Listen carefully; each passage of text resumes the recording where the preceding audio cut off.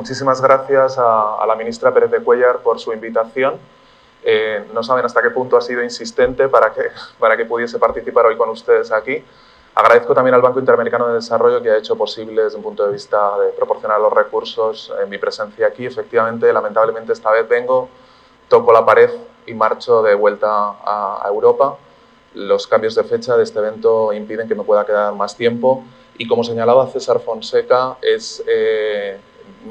después de haber trabajado durante 20 años de manera continuada en Perú, ahora llevaba cierto tiempo sin venir. Por tanto, un placer ver muchas caras conocidas, una pandemia después, y me alegra saber que podemos retomar estos esfuerzos de una manera decidida. Lo que quiero compartir con ustedes básicamente tiene que ver con responder a la petición que me hicieron los organizadores de este evento de proporcionarles en esta primera parte de mi participación en el evento una panorámica mundial sobre algunos desafíos que entiendo que son especialmente significativos en relación a la gestión del agua, a su inserción en los modelos de desarrollo social y de desarrollo económico. Y a continuación tengo el placer de poder dialogar con la ministra Pérez de Cuéllar, donde entonces nos enfocaremos de una manera más clara en Perú y en agua y saneamiento. De manera que ahora voy a hablarles de esta distinción fundamental que existe entre los recursos y los servicios, porque fíjense, todos los que estamos aquí seguramente pensamos que sabemos de qué hablamos cuando hablamos de agua, pero en la práctica, cuando hablamos de agua, podemos estar hablando de dos cosas notablemente diferentes, aunque estén relacionadas entre sí. Una de ellas tiene que ver con el recurso, ¿sí? Es decir, con el agua tal y como se presenta en la naturaleza, el agua bruta, el agua en crudo. Y lo otro tiene que ver con cómo somos capaces como sociedad de generar los esfuerzos, de movilizar los recursos necesarios para ser capaces de convertir el recurso en servicios específicos para diferentes actividades económicas o, como señalaba previamente el relator de Naciones Unidas para los Derechos de Agua Potable y Saneamiento, para garantizar derechos humanos sustanciales, que no son solo el derecho humano al agua y el saneamiento, sino que tienen que ver con otro tipo de derechos humanos y el cumplimiento de objetivos de desarrollo sostenible en la Agenda 2030. Aunque voy a hablar de mi experiencia, de las cosas que vamos aprendiendo por el mundo en estos más de 80 países en los que trabajo, voy a ir haciendo observaciones específicas que tienen que ver con mi conocimiento de Perú. Y como aquí están muchos de ustedes que proceden del mundo de la decisión, de diferentes niveles de la administración y que se enfrentan en el día a día a los desafíos que tienen que ver con la provisión de agua potable y saneamiento, estoy convencido de que no me dejarán mentir respecto a algunas de las debilidades que se detectan en el país y algunas de las oportunidades que probablemente estamos perdiendo si adoptamos una visión más positiva de cómo avanzar hacia el futuro. Déjenme, de todas maneras, que me permita un minuto para mencionar la idea de generar un pacto nacional en relación al cumplimiento de estos objetivos. Si algo he aprendido en el mundo es que los pactos no son pactos solo entre la administración, entre los diferentes niveles de gobierno en el sector público y los diferentes actores bien representados en esta sala. Un pacto del agua nunca funciona si no es capaz de generar las condiciones para que haya un pacto entre usuarios del agua. Es decir, finalmente, a donde este pacto debe conducir es a un plan de acción concreto, específico, que permita de una manera tangible que se generen las condiciones, y luego explicaré a qué me refiero cuando hablo de esto, que se generen las condiciones para que haya un acuerdo entre diferentes usuarios del agua. ¿Por qué? Porque gestionar el agua es gestionar conflictos. Si a alguien no le gusta mancharse, que no cocine. Pero gestionar el agua es gestionar conflictos. Y esto implica, por definición, que el pacto en esencia tiene que ser capaz de generar las condiciones para un reparto de costes en relación a la gestión de los recursos hídricos y a la provisión de servicios de agua, de los beneficios asociados a ese tipo de esfuerzos y una específica gestión de riesgos, ¿sí? No se trata solo de gestionar, por ejemplo, eventos críticos. En esto todos somos virtuosos. Llega una sequía, llegan huaicos, llegan inundaciones y todos hacemos un esfuerzo puntual en ese momento que termina generando determinadas respuestas de emergencia. Pero en realidad, en el día a día, tenemos que ser capaces de hacer ese esfuerzo puntual de ayuda humanitaria compatible con la gestión del riesgo y con un concepto que mencionaré a continuación y que, por lo que he visto en el programa, desarrollará también en algún momento el representante del Banco Mundial por un diagnóstico de seguridad hídrica que se ha desarrollado en el país, Pero les voy a mencionar precisamente esta idea. Cuando he tenido la oportunidad de dialogar en privado con la ministra, y sé que no hay ningún problema en que lo desvele en público, siempre le he señalado parte de mi empatía con el reto que tiene. ¿Por qué? Porque el desafío al que se enfrenta un país como Perú, donde todavía hay una parte muy importante de la población que no tiene un acceso mejorado a servicios de agua potable y saneamiento, ese desafío es un desafío que conduce a un modelo, incluso a un modelo de inversión, que es un modelo de inversión de cierre de brecha. Es decir, hacemos inversiones para garantizar que aumentamos las conexiones, en el mejor de los casos, que aumentamos los niveles de servicio y garantizamos de manera sostenible que ese servicio nos permite resolver un problema que no es solo un problema de cobertura, sino un problema de cobertura efectiva. La ministra, sin ningún rubor, ha mencionado un dato. Solo el 3% de la población en zonas rurales del Perú está con acceso a agua clorada. Y ahora les mencionaré una preocupación que tengo en relación a la cloración de agua en Perú. Bien, ¿qué quiero decir con esto? Que ese modelo tradicional que han seguido todos los países, que es un modelo de cierre de brecha, inversiones en redes, tanto de abastecimiento como de alcantarillado, en plantas de tratamiento de aguas residuales, ese modelo sigue siendo vigente, sigue siendo necesario en el Perú, porque Perú no ha cerrado su brecha, no ha garantizado la universalidad de los servicios de agua potable y saneamiento. Pero este modelo tiene que hacerse compatible con un modelo que no nos lleve a incurrir en un error grave que detecto en todos los países en los que trabajo, que es planificamos para un mundo que ya no existe. El cambio climático amplificó problemas preexistentes y nos puso en una situación en la que el desafío y el nuevo bien público a proteger es la seguridad hídrica a largo plazo en un contexto de adaptación a cambio climático. Y si no somos capaces de hablar de seguridad hídrica y de entender que esto demanda un modelo de inversión diferente, que es un modelo de inversión que tiene que profundizar en la eficiencia en el uso de agua en diferentes usos, que tiene que profundizar en la diversificación de las fuentes de oferta, es decir, compatibilizar los recursos de escorrentía superficial de agua y de aguas subterráneas con nuevos recursos que tienen que ver con el reuso de agua, la desalación de agua de mar y de agua salobre. Si no somos capaces de entender que ese desafío es el desafío al que nos tenemos que enfrentar hoy y que por lo tanto hay que simultanear el esfuerzo de cierre de brecha con una mirada de medio y largo plazo, entonces creo que permanentemente estaremos como en una cinta de gimnasio, corriendo mucho para no movernos del mismo sitio.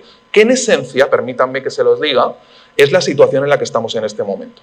Cuando uno revisa, y como vengo con cierta frecuencia al país, siempre tengo esta costumbre, cuando uno revisa los datos de cobertura, nos encontramos que en muchos indicadores la cobertura hoy es equivalente a la que el Perú tenía en el año 2015. ¿Qué quiero decir con esto? Que no solo hay que redoblar esfuerzos, sino que tenemos que ser capaces de entender que hay que simultanear estos dos enfoques de política pública. Bien, déjenme que les haga un recorrido sobre algunos de los desafíos a los que me quiero referir.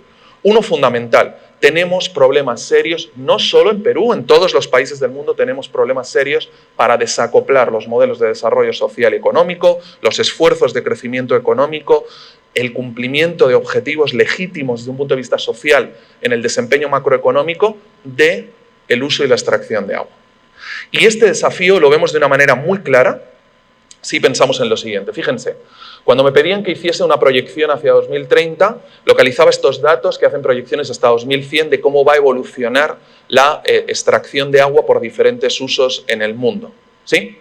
Por ejemplo, mucha gente señala el desafío que plantea el crecimiento demográfico. No es tan desafiante el crecimiento demográfico como el cambio demográfico, es decir, que la población no solo crece, sino que tiende a urbanizarse. Y en los países más exitosos, economías de renta media, economías emergentes, se consolida una clase media cuyos patrones de consumo, también de agua, son patrones de consumo diferentes que van a generar mayor presión sobre los recursos. Piensen en lo siguiente, si lo miramos por regiones del planeta, nos encontramos con lo siguiente. ¿Cuál es el desafío fundamental de las economías de América Latina? Las economías de América Latina tienen dos desafíos fundamentales. Primero, estamos hablando de los países más desiguales del mundo. No son los países más pobres del mundo, ¿sí? Esa posición la tienen los países del África subsahariana, pero los países más desiguales del mundo están en América Latina. Y hay un segundo desafío, y ese segundo desafío tiene que ver con el hecho de que hay dificultades para agregar valor en las cadenas productivas de estos países. De manera que la tentación es utilizar la base de recursos naturales como fuente de renta y de riqueza para resolver los desafíos a los que nos tenemos que enfrentar en el día a día. Bien.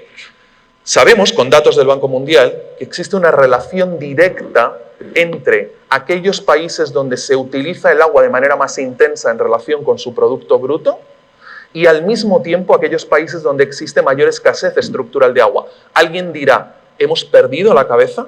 ¿Por qué pescamos donde no hay pescado?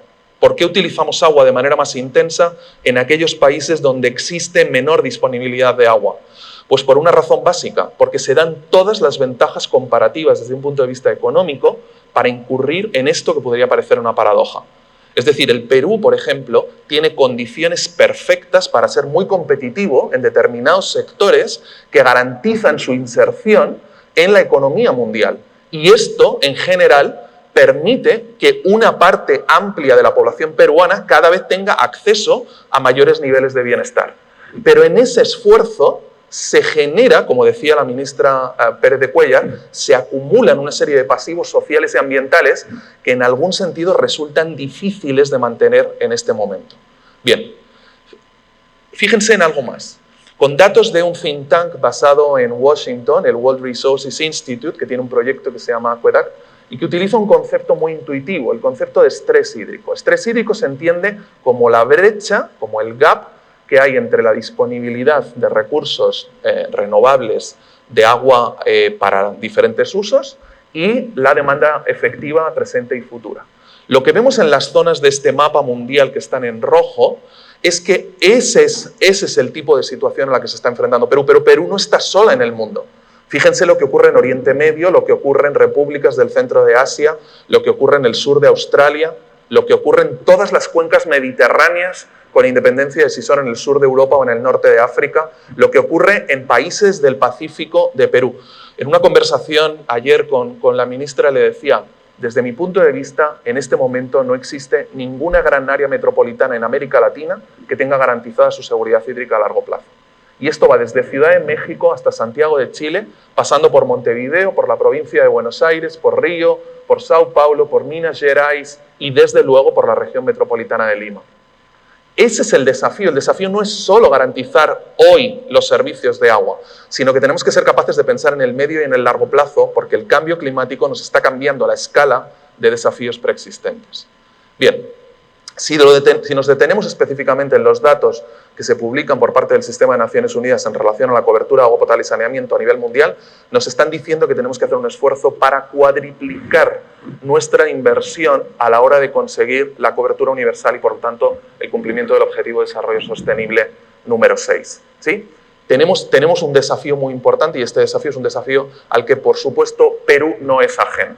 Fíjense, para no parecer que lo que estoy contando es esencialmente teórico, conceptual, déjenme que les muestre algunas imágenes que reconocerán del día a día de su país.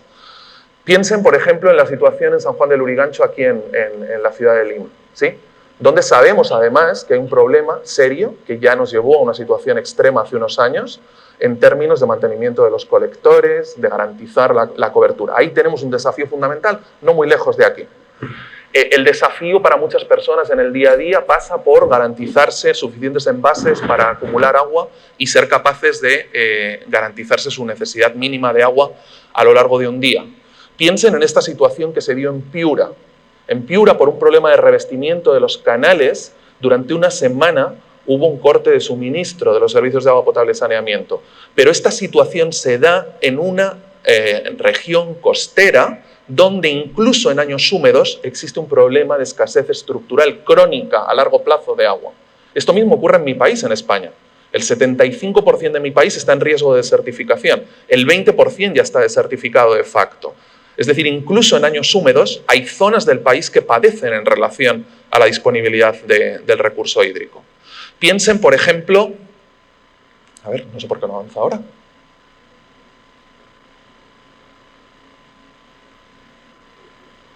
¿Qué pasó?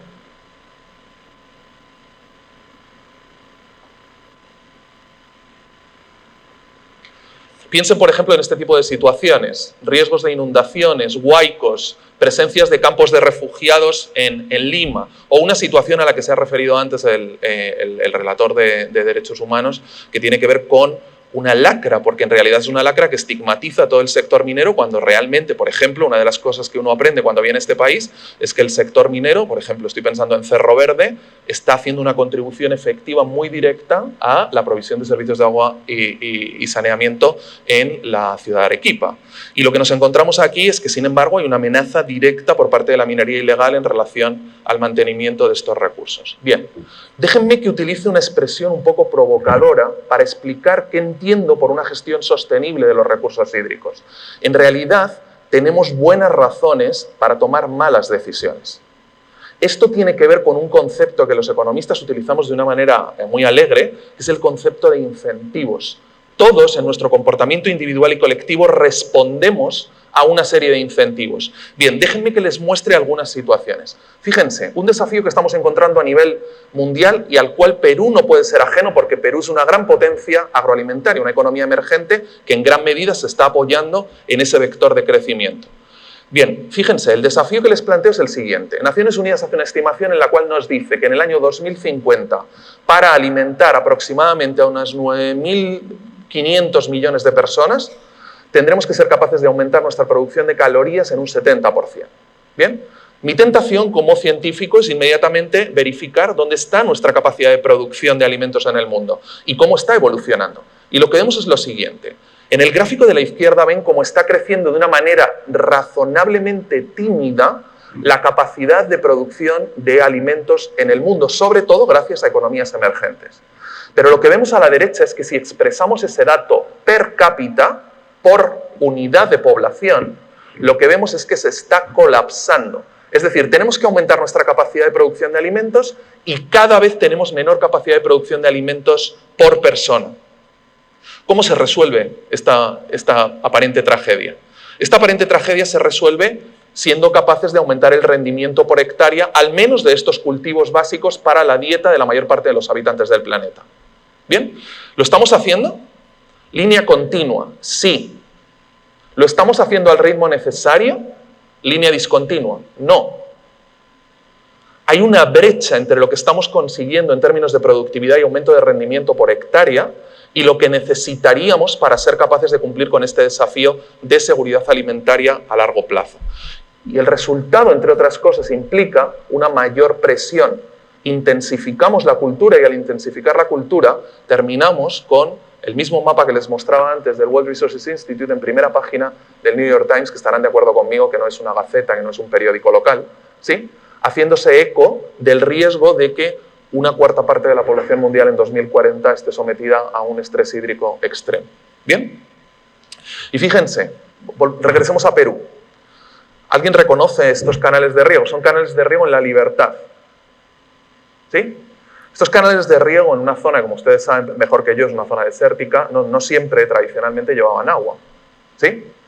Pero de repente lo que estamos observando es que se está produciendo un aumento de la escorrentía superficial en estos canales, que se está produciendo como resultado de ello el resultado de que un país que nunca había pensado en la producción de arándanos como una verdadera oportunidad, de repente se convierta en uno de los principales exportadores del mundo de arándanos, arándanos que por lo que yo he podido ver son arándanos de un calibre 3 y 4 veces superiores a los que habitualmente uno encuentra en producciones en Europa, en su tamaño.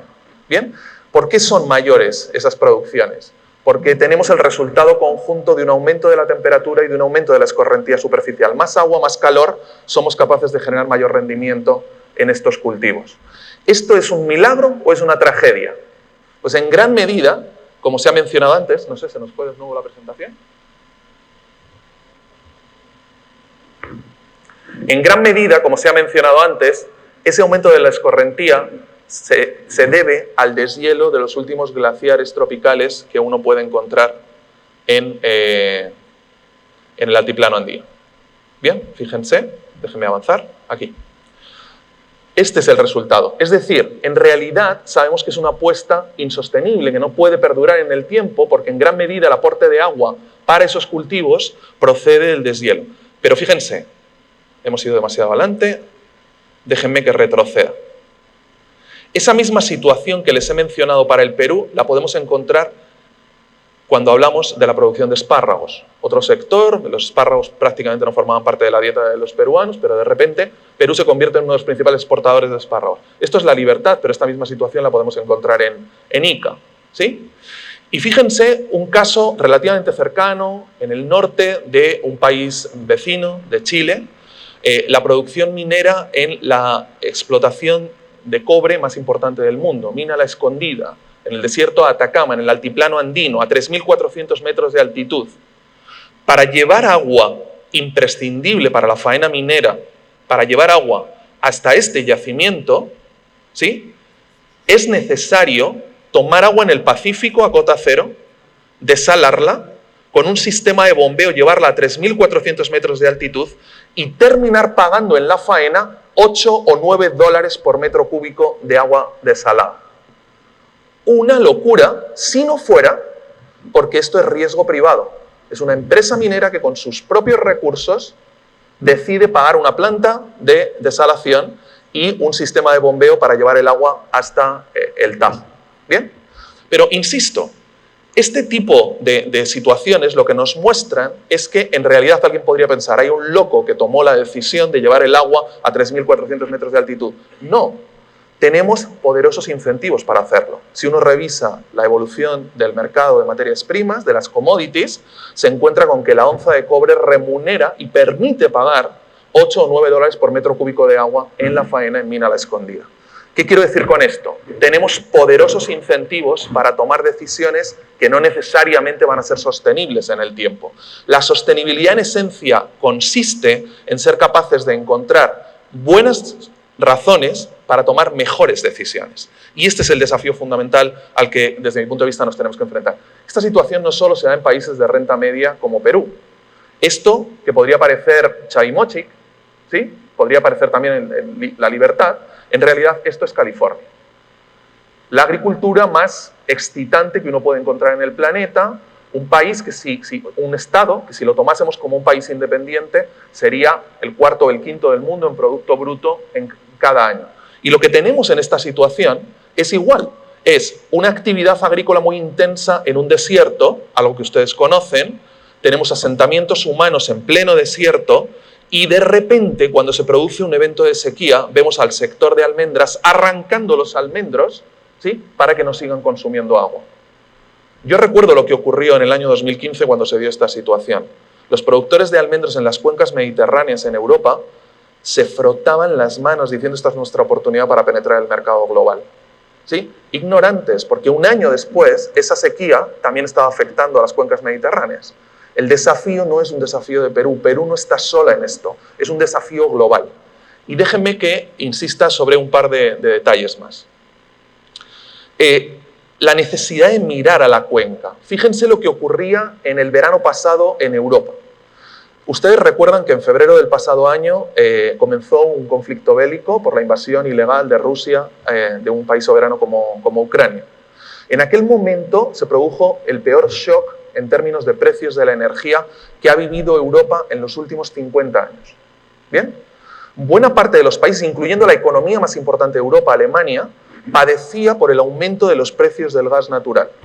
Bien, en ese momento el presidente del gobierno de España y el presidente del gobierno de Alemania llegaron a un acuerdo para que España utilizase su capacidad de importación de gas natural para procesar ese gas natural y vendérselo a Alemania con una infraestructura que obligaba a cruzar por Francia. ¿Saben quién se opuso? Se opuso un presidente de república conocido por su identidad europeísta, por defender el proyecto europeo, el presidente Macron en Francia. ¿Por qué? Porque Francia resuelve el 70% de su energía eléctrica con reactores como este, con reactores nucleares. Pero el pasado año, 32 de los 56 reactores nucleares de Francia tuvieron que parar por un problema de mantenimiento, por un problema de corrosión. ¿Sí? ¿Qué terminó haciendo Francia?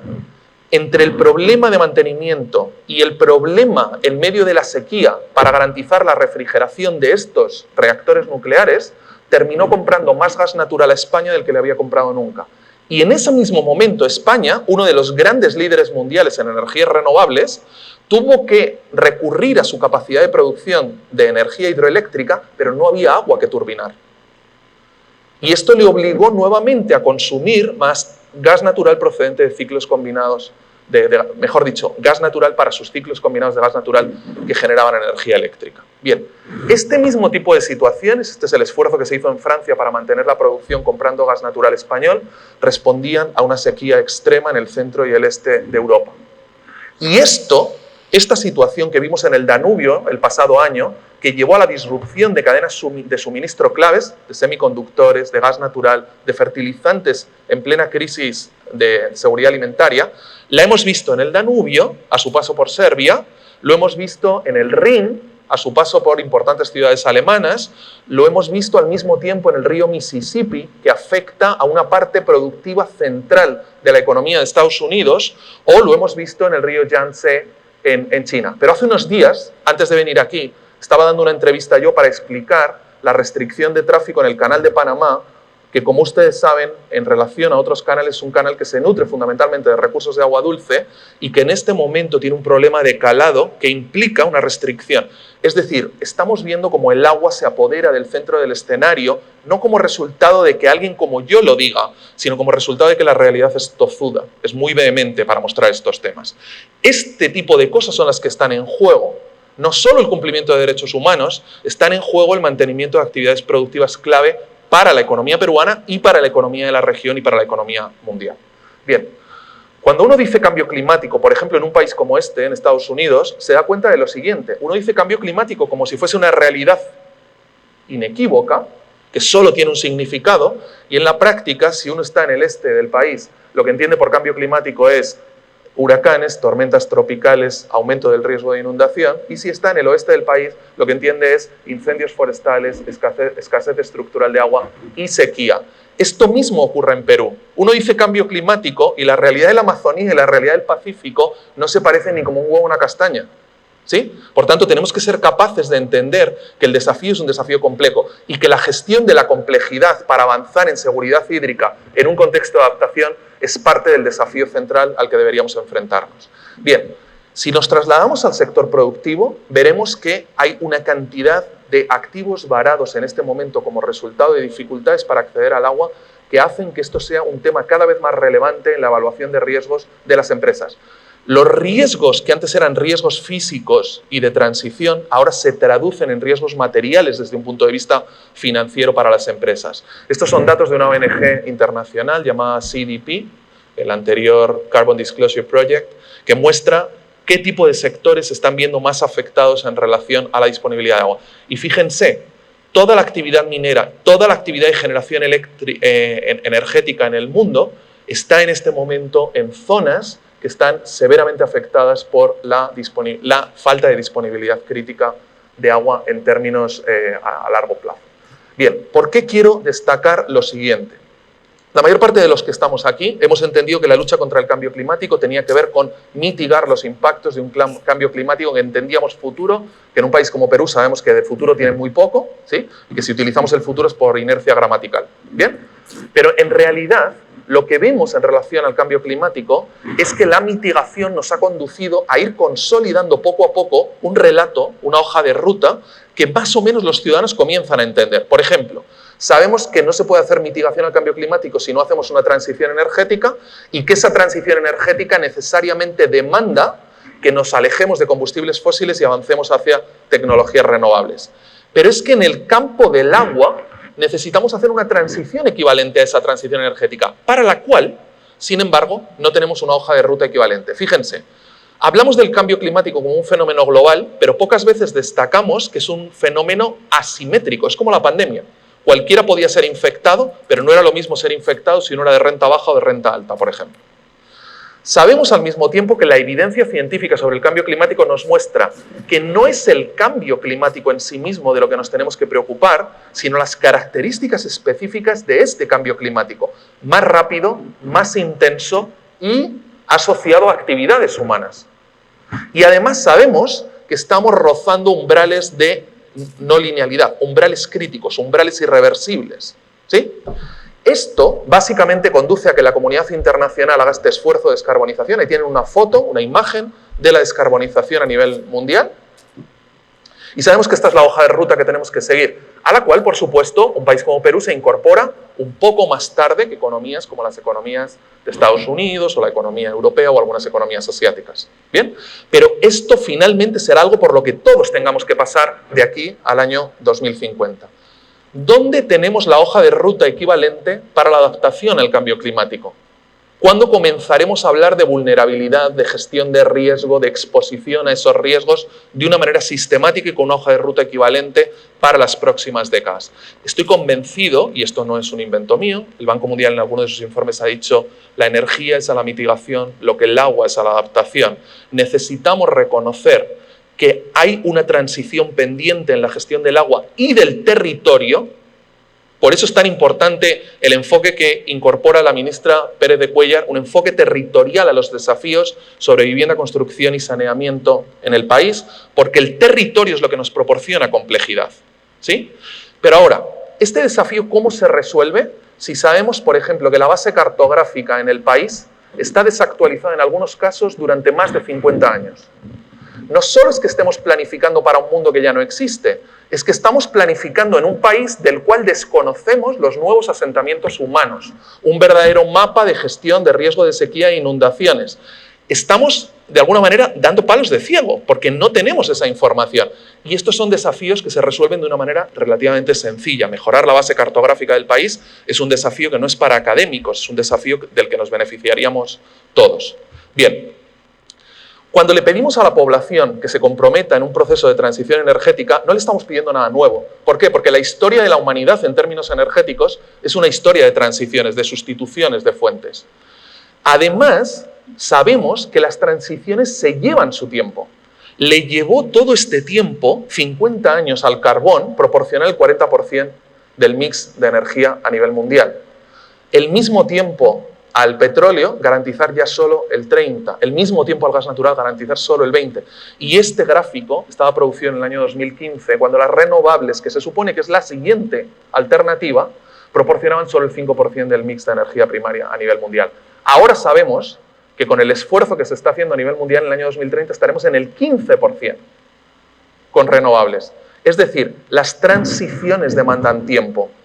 Un pacto no se cumple solo como resultado de firmarlo. Tenemos que aceptar que hay un proceso de transición en el cual las políticas públicas tienen que ser, entre otras cosas, y permítanme que se lo diga, porque quiero mucho a Perú, tienen que ser predecibles. La rotación que hay en los cuerpos de funcionarios en el país, la rotación de ministros, la inestabilidad institucional, va clarísimamente en detrimento del cumplimiento de objetivos de seguridad hídrica y de adaptación al cambio climático. Si algo hemos aprendido en el mundo es que los países donde las políticas públicas son, si me permiten la expresión, aburridísimamente predecibles, son los países donde se avanza más rápido. Necesitamos garantizar este aburrimiento, ¿sí? Que somos capaces de avanzar de una manera predecible. La tecnología parece ofrecernos alguna velocidad en el progreso en esa transición energética, pero fíjense, ¿por qué estoy convencido que en el sector del agua los principales desafíos ya no son tecnológicos? ¿Cuántos de ustedes saben el dato de niños peruanos en su primera infancia que están con problemas de anemia y que por tanto ven condicionado su desarrollo durante toda su vida? 1 de cada 2 en su primera infancia. Estos son datos públicos, ¿sí? El problema no es un problema tanto de nutrición como de saneamiento. Tiene mucho más que ver con diarreas, con enfermedades gastrointestinales que con una falta de ingesta de determinados alimentos. ¿Y qué es lo que vemos en una situación como esa? Que el país sigue con un desafío pendiente en términos de cloración. Hablaba antes con un experto en la sala, hablaba sobre los problemas de cloración que hay. Esos problemas de cloración distan mucho de ser problemas tecnológicos. Clorar agua es trivial, ¿sí? Pero cuando de repente uno descubre, por ejemplo, que hay una disfuncionalidad en términos presupuestarios que probablemente se debería resolver en diálogo entre los diferentes ministerios sectoriales y el MEF, que impide que en determinados municipios, sobre todo en el rural disperso y el rural, digamos, más concentrado, nos encontremos con que en enero y en febrero no se clora el agua simplemente porque no hay disponibilidad de recursos presupuestarios. Ser capaces de convertir esto en una prioridad de interés general permitiría ir resolviendo un desafío básico para enfrentar algo que ya no es un desafío tecnológico, es un desafío de gobernanza. Lo mismo nos encontramos cuando hablamos de las posibilidades de 3 soluciones tecnológicas de vanguardia que estamos viendo en el mundo. Piensen en la disponibilidad que tenemos de conocimiento científico. Fíjense, he señalado el litio. Sabemos desde hace más de 50 años, tenemos la ciencia que nos permite saber que en el agua de mar o en el agua salobre podemos recuperar litio. La tecnología ya está alcanzando un nivel de madurez que nos permite hacer esto, ¿sí? Esto permitiría, por ejemplo, que una planta de desalación dejase de ser una planta de desalación de agua que nos entrega un dolor de cabeza, que llamamos salmuera, ¿sí? Que es una solución hipersalina que si no la tratamos nos genera un problema ambiental, y pasase a ser una planta de recuperación de todos estos materiales críticos que tienen en la pantalla, que nos entrega el agua como un subproducto. Esto mismo lo vemos cuando hablamos de economía circular, cuando hablamos de reuso. El compromiso del gobierno peruano para avanzar en economía circular permite que salgamos de la tradicional economía lineal en la cual lo único que hacemos es perder valor a medida que aumenta la vida útil de nuestros productos. Bueno, la economía circular nos permite recuperar agua para ser reutilizada, nos permite recuperar nutrientes para ser utilizados en la agricultura, nos permite recuperar biogás. Si no existe, primero, la escala necesaria y no existe el desarrollo institucional y financiero para poder aprovechar estas oportunidades, no seremos capaces de avanzar en economía circular. Y termino con un ejemplo adicional. En algún minuto va a llegar aquí la ola de la digitalización del sector del agua. Porque esta es una ola imparable, porque esta transición ya se está haciendo en países de Asia, se está haciendo en la Unión Europea y se está haciendo en los países del norte de América. ¿Bien? En algún minuto llegará. Imagínense que en la ciudad de Lima tuviésemos un sistema que a partir de pequeños sensores instalados en la red y con un sistema de Internet de las cosas que conectan dispositivos, nos estuviese volcando información permanentemente a la nube que nos informase de 2 cosas. Nos informase de dónde se producen pérdidas en la red, de manera que no tengamos que abrir todo San Juan del Lurigancho para resolver un problema con un colector, sino que solo abrimos la parte dañada, y al mismo tiempo que tengamos la oportunidad de tener información en tiempo real sobre nuestros perfiles individuales de consumo. Esto no es tan difícil de pensar. El teléfono que llevan ustedes en el bolsillo ya les informa en tiempo real sobre su consumo de voz y de datos. Bien, estoy convencido de que un sistema como este, tras una inversión masiva, utilizando dinero de multilaterales, utilizando dinero de contribuyentes, finalmente permitiría ser más eficiente, reducir los niveles de agua no registrada, etc. Pero, ¿qué ocurrirá si este sistema no es capaz de penalizarme a mí como un consumidor ineficiente de agua y beneficiar a la ministra como una consumidora eficiente de agua? Es decir, si no desarrollamos al mismo tiempo sistemas de precios inteligentes, ¿sí?, la tecnología nunca tendrá el desempeño, nunca nos entregará lo que vamos buscando. Pero el problema no es tecnológico, el problema es un problema de gobernanza que tiene que ver con el diseño de incentivos. Y déjenme que me detenga en 2 observaciones más antes de dar por culminada mi intervención. Primero, cuando antes les decía que creo que tenemos que ser capaces de completar el esfuerzo tradicional de cierre de brecha con un esfuerzo de mejora de la seguridad hídrica, recordaba un artículo publicado en la Universidad de Harvard en Estados Unidos que hablaba de un concepto, voy a utilizar un palabra, pero se lo explicaré, que es el concepto de organización ambidestra. ¿Sí? Ambidestro es el que es capaz de utilizar las 2 manos para escribir, por ejemplo.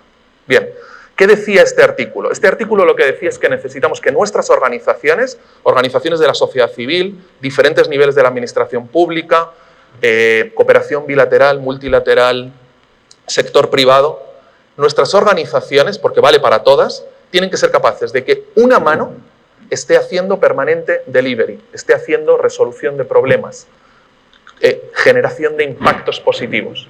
Pero hay otra mano que tiene que ser capaz de pensar, de anticipar, de hacer prospectiva, de identificar nuevas oportunidades, nuevos desafíos. ¿Sí? Reflexionen sobre su propia organización y piensen sobre cuán ambidestra es esa organización. Y termino con un ejemplo adicional. Cuando les decía antes, creo que tenemos que avanzar progresivamente hacia un nuevo modelo de inversión, ese modelo de inversión es un modelo que ya no puede estar centrado permanentemente en un esfuerzo por el lado de la oferta, generar disponibilidad a largo plazo del recurso. No, necesitamos gestionar demanda también. Y esto implica no solo aumentar nuestra capacidad para ser más eficientes en el uso de agua, en diferentes usos, sino que además implica completar infraestructuras convencionales, las llamadas infraestructuras grises, con infraestructuras naturales. En un país como este, con su conocimiento tradicional, aprovechar todo lo que tiene que ver con completar. Ayer le dije a la ministra, y como se lo prometí lo voy a hacer, le dije a la ministra, voy a comenzar, en realidad voy a terminar mi intervención así, le dije voy a comenzar diciendo que no existe el sector del agua. Estoy firmemente convencido de ello. No existe el sector del agua, no existe el sector de la energía. La mirada sectorial nos está limitando. ¿Sí? Tenemos que ser capaces de entender que si el desafío está en una transición de la gestión de recursos hídricos, que no puede hacerse sin una transición en la planificación del territorio, en el territorio convergen diferentes políticas sectoriales. La coordinación de políticas sectoriales es esencial, o si no, no hay manera de resolver desde un sector los desafíos del modelo de desarrollo económico y social de una economía y de una sociedad como la peruana. Muchas gracias.